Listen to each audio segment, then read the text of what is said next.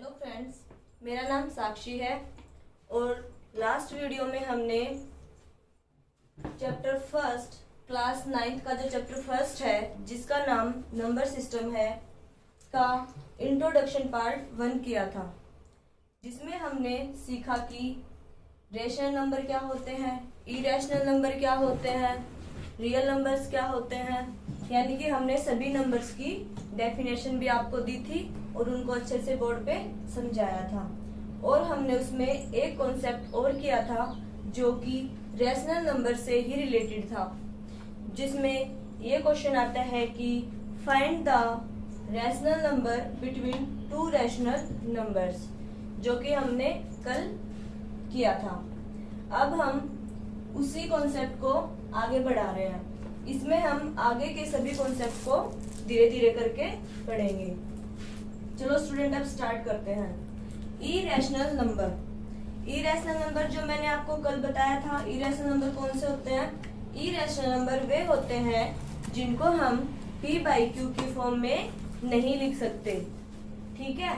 और एग्जाम्पल भी हमने दिए थे आपको, जैसे √2, √3, √5, यानी कि जो परफेक्ट स्क्वायर नहीं है वे सब क्या थे स्टूडेंट्स? हमारे इरेशनल नंबर। अब मैं आपको इरेशनल नंबर से ही रिलेटेड एक कॉन्सेप्ट आता है, उसको मैं समझा रही हूँ।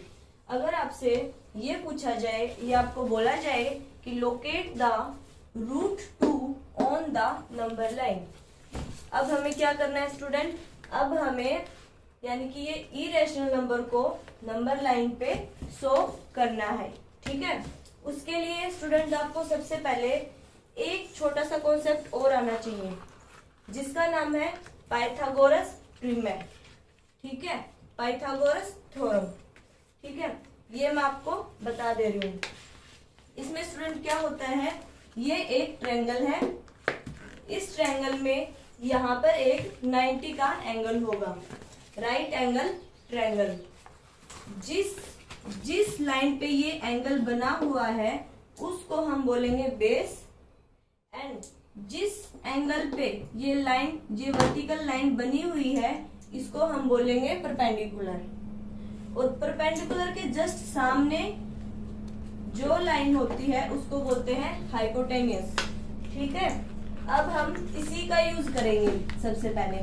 तो आपको पता होगा जो राइट एंगल ट्रायंगल इसमें बना है, तो ये हमारी पाइथागोरस थ्योरम में बन जाएगी। अब देखो कैसे बनेगी। यहाँ पे क्या है, हाइपोटेन्यूस का स्क्वायर इक्वल टू परपेंडिकुलर का स्क्वायर प्लस बेस का स्क्वायर।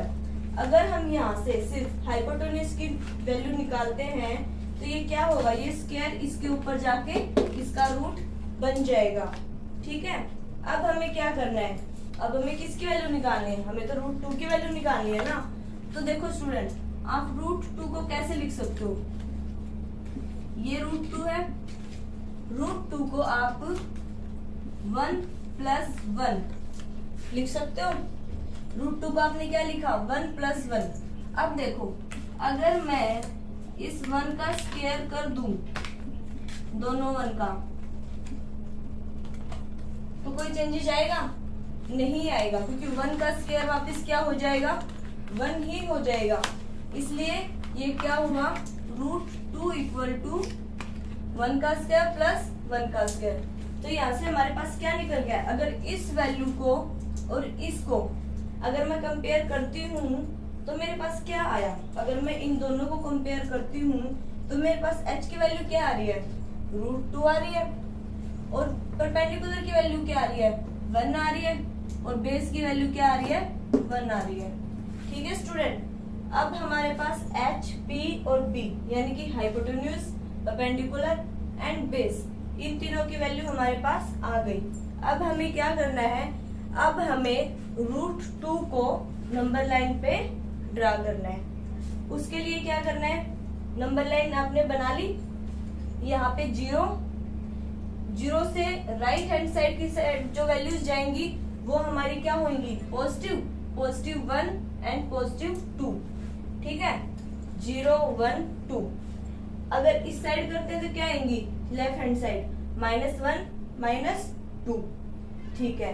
इतना हो गया, ये नंबर लाइन अपन ने ड्रा कर ली। अब यहाँ 0 पे हमने 0 से लेके 1 तक जो डिस्टेंस है वो कितना लिया, 1, क्योंकि बेस हमारा क्या है, 1। तो 0 से 1 का जो डिस्टेंस है वो क्या है, 1 यूनिट। कितना है बेटा, 1 यूनिट। अब 1 पे हमने क्या किया, 1 पर हमने एक 90 का एंगल ड्रा किया है। ठीक है, 90 का एंगल हमने ड्रा कर लिया।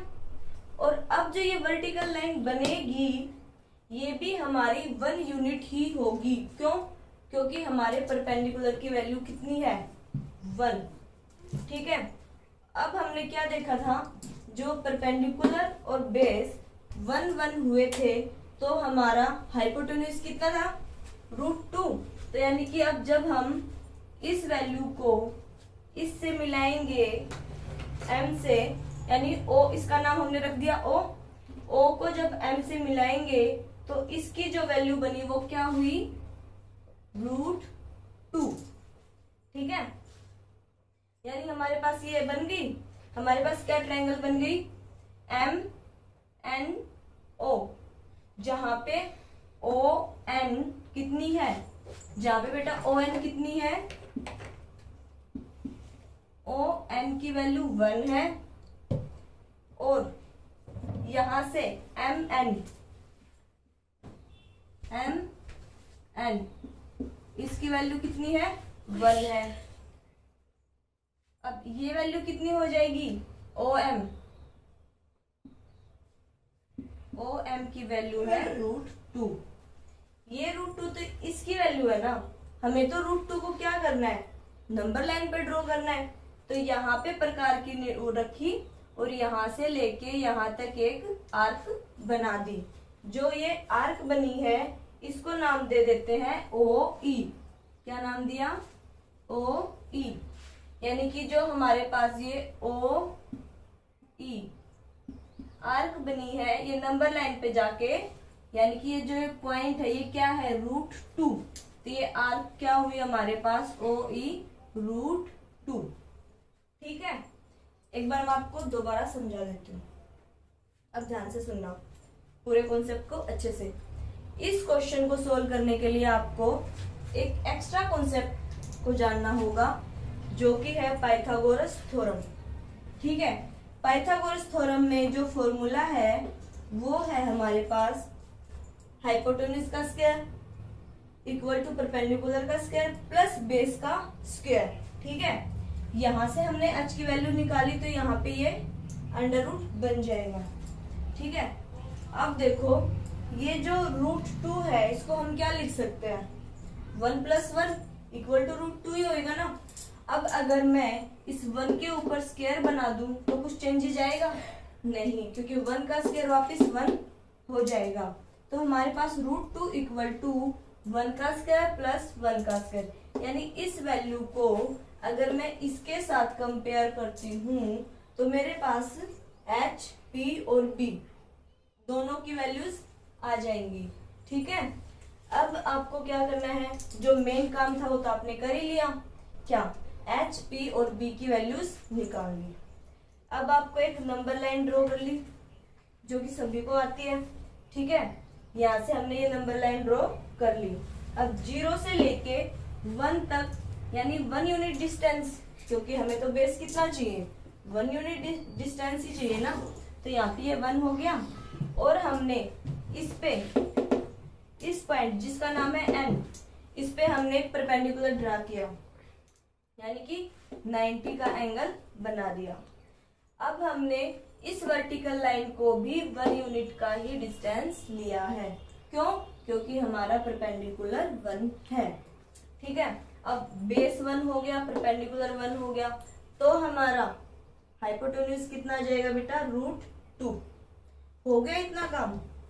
अब ये तो यहाँ पे √2 की वैल्यू ही है, हमें तो √2 नंबर लाइन पे चाहिए, है ना। तो इसके लिए क्या करेंगे, यहाँ पे प्रकार रख के और O पे रख के यहाँ से ये एक आर्क बन जाएगी। ठीक है, तो ये जो आर्क हुई OE और जो ये नंबर लाइन पे जिस पॉइंट पे मिल रही है उस पॉइंट को हम बोल देंगे 2, यानी कि OE इक्वल टू √2। तो ये हो गया, आ गया अच्छे से समझ। अब हम स्टूडेंट डेसिमल एक्सपेंशन को पढ़ेंगे। सबसे पहले तो आपको ये पता होना चाहिए कि डेसिमल एक्सपेंशन होता क्या है। तो डेसिमल एक्सपेंशन स्टूडेंट वो होता है जब हम किसी भी फ्रैक्शन को डेसिमल के फॉर्म में लिख पाते हैं, तब हम उसको बोलेंगे डेसिमल एक्सपेंशन। यानी कि जब कोई भी हमारे पास कोई फ्रैक्शन है और जब हम उसको एक्सपेंशन यानी कि डेसिमल एक्सपेंशन की फॉर्म में लिख देंगे तो वो हमारा क्या बन जाएगा, डेसिमल एक्सपेंशन। अब डेसिमल एक्सपेंशन बेटा 3 टाइप्स के होते हैं। कितने टाइप्स के? 3 टाइप्स के, जो कि मैं आपको बता दे रही हूँ। पहला है, जैसे एक एग्जांपल आपको मैं ये एग्जांपल के थ्रू समझा रही हूँ। पहले देखो 7/8 को डिवाइड किया तो हमारे पास क्या आया, 0.875। ठीक है। 10/3 इसको डिवाइड किया तो हमारे पास क्या आया, 3.33। ठीक है। और √2 को हम सोल्व करेंगे लॉन्ग डिवीजन मेथड से। ठीक है। जब हमने √2 को खोला यानी इसका एक्सपेंशन किया तो हमारे पास क्या आया, 1.4142। अब आप इन चीजों तीनों को देखो और ऑब्जर्व करो। आपने क्या देखा, जब 7/8 को डिवाइड किया तो डिवाइड करने के बाद हमारा जो लास्ट पॉइंट पे क्या बच रहा है, 0 बच रहा है। यानी कि ये क्या हो रहा है, टर्मिनेट, यानी कि यहाँ पे क्या हो गया, खत्म। तो इसको बोलेंगे टर्मिनेटिंग एक्सपेंशन। ठीक है। फिर 10/3 को आप देखो, 10/3 को डिवाइड किया तो हमारे पास क्या आ रहा है, 3.3333 अप टू चलता ही जाएगा, कितना ही कर लो। यानी क्या हो रहा है, ये टर्मिनेट नहीं हो रही। दूसरा, ये रिपीट हो रही है, तो इसको हम क्या बोल देंगे, टर्मिनेट नहीं हो रही, इसलिए हम बोलेंगे नॉन टर्मिनेटिंग। और रिपीट हो रही है, इस वजह से हम बोलेंगे रिपीटिंग। तो ये क्या हो जाएगी, नॉन टर्मिनेटिंग रिपीटिंग। अब यहाँ आओ, √2 को सोल्व किया तो क्या आ रहा है, 1.414, आगे चलती ही जाएगी, कहीं स्टॉप नहीं हो रही। और यहाँ भी आप चलते ही जाओगे, कहीं जाके स्टॉप नहीं होगी, यानी कि कहीं भी इसकी वैल्यू 0 नहीं आएगी, यानी कि रिमाइंडर 0 नहीं बनेगा। तो ये क्या हुआ, टर्मिनेट नहीं हो रही, इसलिए हम क्या बोलेंगे, नॉन टर्मिनेटिंग। दूसरा, ये चलते ही जाओगे तो ये रिपीट नहीं होगी, इसलिए इसको क्या बोलेंगे, नॉन रिपीटिंग। ठीक है। तो 3 टाइप्स हमारे पास क्या आ गई, terminating, non terminating repeating and non terminating non repeating. अब एक चीज और देख लो, क्या जो हमारे रैशनल नंबर थे, रैशनल नंबर हमारे टर्मिनेटिंग और नॉन टर्मिनेटिंग रिपीटिंग, क्योंकि ये क्या है, हमारे रैशनल नंबर ही है ना। क्यों, क्योंकि ये P/Q की फॉर्म में लिखे जा रहे हैं। तो यानी कि ये रैशनल नंबर हमारे क्या होते हैं, टर्मिनेटिंग, नॉन टर्मिनेटिंग, रिपीटिंग। अब √2 को देखा जाए तो क्या है, √2 एक तरह से इरेशनल नंबर है, यानी कि जो इरेशनल नंबर है वो क्या होगा, नॉन टर्मिनेटिंग, नॉन रिपीटिंग। ठीक है स्टूडेंट, आया समझ में डेसिमल एक्सपेंशन। ठीक है। अब हम डेसिमल एक्सपेंशन को in the form of P/Q में लिखेंगे। इस कॉन्सेप्ट को हम एक एग्जाम्पल के थ्रू आपको समझाएंगे। हमारे पास डेसिमल एक्सपेंशन है 0.3, ये है बार। ठीक है। Equal to 0.333। पहले इस बार का मीनिंग समझो। इस बार का मीनिंग है यानी कि 3 बार बार रिपीट हो रहा है।